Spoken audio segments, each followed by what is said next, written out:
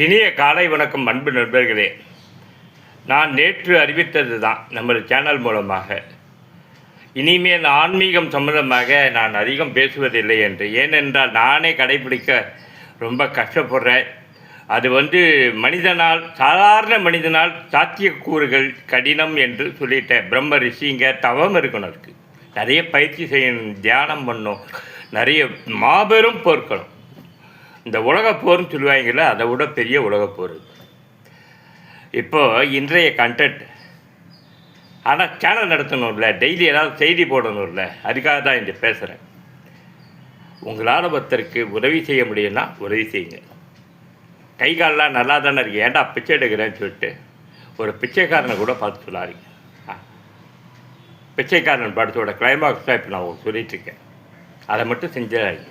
அவன் மடிப்பிச்சைக்காக கேட்கலாம், ஏதாவது வேண்டுதலுக்காக கேட்கலாம், ஏதோ ஒரு காரணம் இருக்கும்.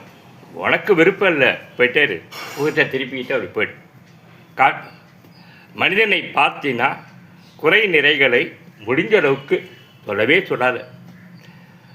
அதையும் மீறி நீ சொல்லணும்னு ஆசைப்பட்டீங்கன்னா தயவு செஞ்சு சொல்கிறேன், முகத்துக்கு நேராக சொல்லு. அவன் போன பின்னாடி முதுகு பின் சொல்லவே சொல்லாது.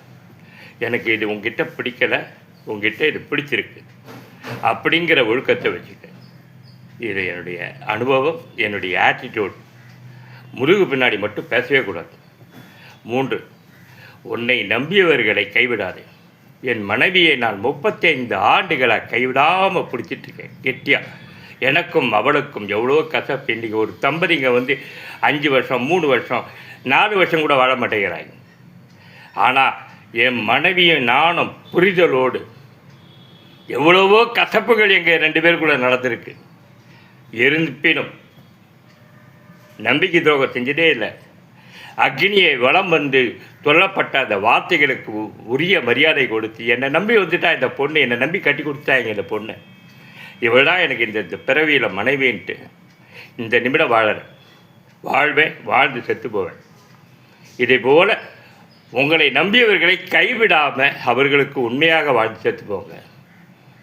4, முடிஞ்சால் உதவி செய், முடியலைன்னா உதவி செய்யல முடியாதப்பா, எங்கள்னால இதெல்லாம் இல்லைப்பான்னு சொல்லு.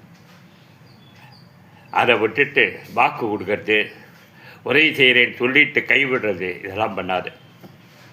5, ஒரே ஒரு பிறவியா இந்த உலகத்தில் உண்மையாக வாழ்ந்துட்டு போயா, போலியாகவும் செயற்கத்தனமாகவும் ஒரு போலித்தன்மையோடு இருக்கக்கூடிய வாழ்வியலை தயவு செஞ்சு வாழாதையா.